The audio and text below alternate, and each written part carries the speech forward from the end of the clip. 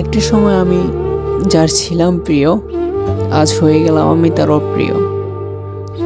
একটা সময় যে আমাকে ভালোবাসি ভালোবাসি বলতো, আর সেই আমাকে অবহেলা করে। একটা সময় যে আমাকে দেখার জন্য ব্যস্ত ছিল, আর সেই আমাকে ইগনোর করতে ব্যস্ত থাকে। এমনও সময় ছিল যে তার সাথে কথা বলতে বলতে ঘন্টার পর ঘন্টা কেটে যেত, কিন্তু আমাদের দুজনের হুঁশই থাকতো না, আর সেই আমিটা তার ব্লক লিস্টে থাকি।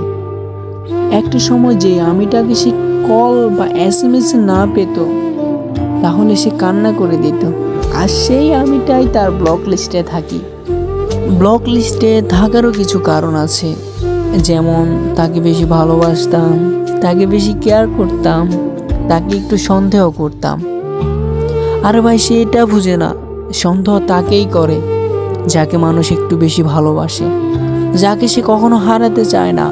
সে এটা বুঝে না যে সন্দেহ সবাইকে করে না, সন্দেহ শুধু তার প্রিয় মানুষগুলোকেই করে। যাই হোক, এখন সে হয়তো সুখেই আছে অন্য কাউকে নিয়ে। হ্যাঁ, আমার একটু কষ্ট হচ্ছে জানি, কিন্তু ম্যানেজ করে নেব, সমস্যা নেই। অনেক আশা ছিল তাকে নিয়ে ঘর বাঁধার, কিন্তু ভাবতে পারি নাই, কারণ একা একা তো ঘর বাঁধা যায় না,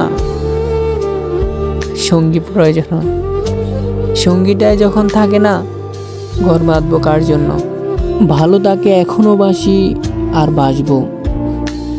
যদি কখনো সে সামনে আসে, তখন তাকে বলবো, হাই পাগলি, অনেক ভালোবাসতাম তোকে, কেন একা করে দিলি? তার এই সামান্য ভালোবাসাটাই আঁকলে ধরে আমি রাখবো, আর চিরজীবন তাকেই ভালোবেসে যাব।